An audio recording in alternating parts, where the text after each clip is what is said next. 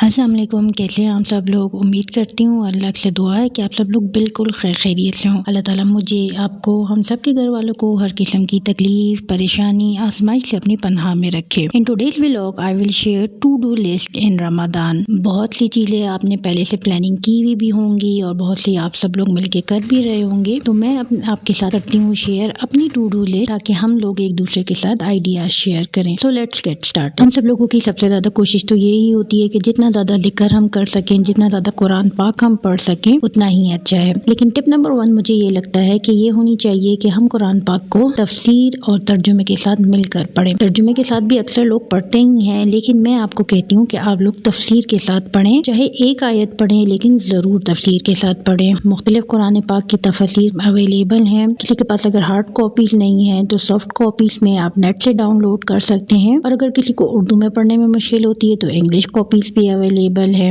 और अगर पढ़ना मुश्किल लगता है तो कुरान पाक की तफसीर के यूट्यूब मुख्तलिफ चैनल्स भी अवेलेबल हैं, आप उसमें से जाके भी सुन सकते हैं। हमें से बहुत से लोगों को 30वें पारे की बहुत सी छोटी छोटी सूरतें याद होती हैं। आपने रमजान से पहले क्या करना है, आपने जितनी सूरतें आपको याद है आपने वो रिवाइज कर लेनी है, और इसके साथ साथ आपने कोशिश करनी है कि कोई एक सूरत, बड़ी सूरत आप टारगेट रख सकते हैं, जैसे सूरह यासीन हो गई, या सूरह वाक़िया हो गई, या सूरह मुल्क हो गई, जो हमने रात को पढ़नी होती है लाजमी सोने से पहले। ये बड़ी सूरत कोई आप अपना टारगेट रख लें कि बिफोर रमजान में स्टार्ट करूंगी और at the end of the Ramzan में इंशाल्लाह ताला, at the end of the Ramzan मुझे ये इंशाल्लाह पूरी याद होगी। तो इस तरह के हम अपने शॉर्ट टारगेट्स रख सकते हैं। अस्कार का हमें खास तौर पे बहुत ज़्यादा एहतमाम करना चाहिए। सफ़र करते वक्त, चलते फिरते, घर में मुख्तलिफ काम करते हुए इस्तग़फ़ार पढ़ना, तीनों अशरों की दुआएं ज़बानी याद करके उनको रिवाइज करना, बार बार पढ़ते रहना, और नमाज के बाद खास तौर पे अस्कार का एहतमाम करना, हमें लाजमी इस चीज़ को अपने रमज़ान की टू डू लिस्ट में शामिल करना चाहिए।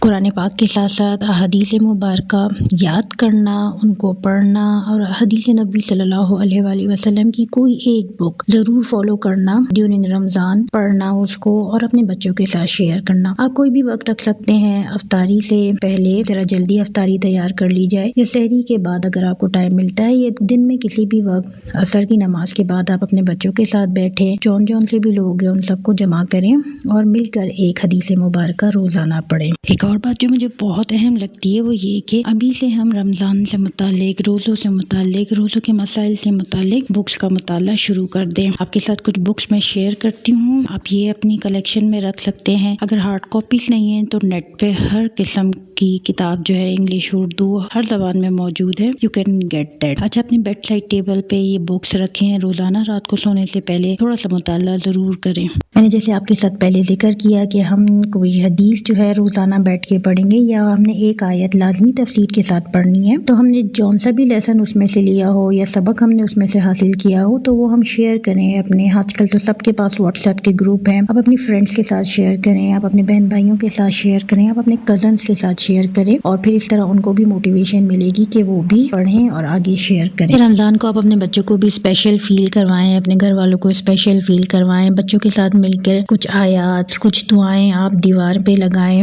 या जैसे अल्लाह के नाम है वो अगर कोई आपके पास दीवार पे आप लगा लें। बच्चों को टारगेट दें कि फर्स्ट 10 रोजे में आपने इनको याद करना है। तो इस किस्म की छोटी मोटी एक्टिविटी आप बच्चों के साथ मिलकर भी कर सकते हैं। दुआएं तो हम सारे दिन रमज़ान में करते ही रहते हैं, लेकिन ख़ास तौर पर सहरी के वक्त और अफ्तारी के वक्त, अफ्तारी से पहले की दुआ जो है वो बहुत कबूलियत का दर्जा रखती है। उस वक्त हम किचन में इतने ज़्यादा मसरूफ़ हो जाते हैं कि बस बिल्कुल आखिरी टाइम पे दस्तरखान में आते हैं, और जो असल कबूलियत का वक्त होता है वो हमसे मिस हो जाता है। तो कोशिश करनी चाहिए कि पहले ही अपने काम निपटा लें और वक्त पर सारे काम ख़त्म करके दुआ का ज़रूर एहतमाम करें, सहरी में भी और अफ्तारी में भी। और पूरे दिन तो हम इंशाअल्लाह ताला बहुत सी दुआएं मांगेंगे भी। सहरी और अफ्तारी करना तो सुन्नत है और करनी भी चाहिए, ये आपकी सेहत के लिए ज़रूरी है, और ये हम मुसलमानों के रोज़े और दूसरे मज़ाहिब के रोज़ों का फ़र्क भी है। तो लेकिन ये कि हम सब सहरी के लिए उठते हैं, अगर हम सहरी के लिए फॉर एग्जाम्पल 3 o'clock आप उठते हैं, तो उसके बजाय अगर आप 2:45 उठें और 15 मिनट में तहज्जुद पढ़ लें, तो तहज्जुद का सवाब भी इंशाअल्लाह ताला ज़रूर मिलेगा। तो एक आदत अपनी बना लें हम कि अगर रमज़ान में हमने कोई भी तहज्जुद मिस नहीं करनी। कुछ क्वालिटीज़ जो हम अपने अंदर पैदा कर सकते ہیں اور پھر یہ ہمیں چاہیے کہ ہم ان کو اپنی لائف ٹائم میں شامل کر لیں، جیسے سلام کرنے میں پہل کرنا، کسی کی مدد کرنا، ضروری نہیں کہ مدد جو ہے وہ پیسوں میں کی جائے، فزیکلی کسی کی مدد کر دینا، کسی کو ہیلپ آؤٹ کر دینا، کوئی مشورہ مانگے تو اس کو اچھا مشورہ دے دینا اپنی سوجھ بوجھ کے حساب سے، اور اس قسم کی چھوٹی چھوٹی مدد کرنا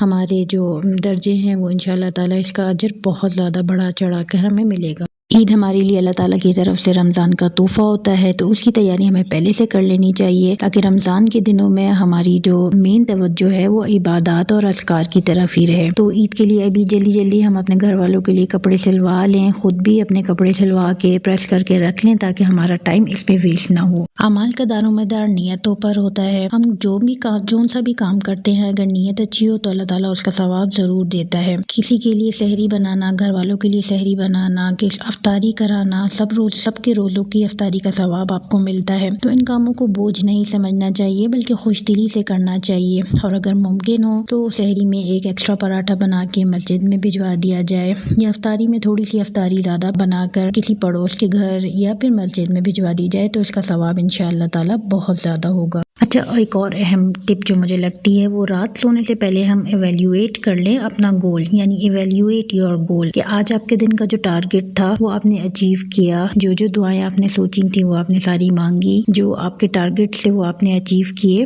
ایویلیویٹ کرنے کا فائدہ یہ ہوتا ہے کہ آپ کا اگلا دن پچھلے دن سے زیادہ اچھا ہوتا ہے۔ اور لاسٹ میں سب سے اہم دعا، باقی ٹپس بھی میں انشاءاللہ تعالیٰ آپ کے ساتھ شیئر کرتی رہوں گی، لیکن سب سے اہم ٹپ جو ابھی مجھے لگتی ہے وہ ہمیں دعا کرنی چاہیے کہ اللہ تعالیٰ ایمان، صحت، سلامتی کے ساتھ ہمیں رمضان میں داخل کرے، ہمیں اس کے تمام عبادات کو بہترین طریقے سے ادا کرنے والا بنائے، ہماری تمام عبادات اور دعاؤں کو قبول کرے، امت مسلمہ اور خاص طور پر پاکستان کے حال پر اللہ تعالیٰ خصوصی رحم کرے، ہمارے گھر والوں کی ہر قسم کی تکلیف پریشانی کو دور کرے۔ تو یہ تھا میرا آج کا vlog. Hope you like my vlog, keep watching my channel, thank you and اللہ حافظ۔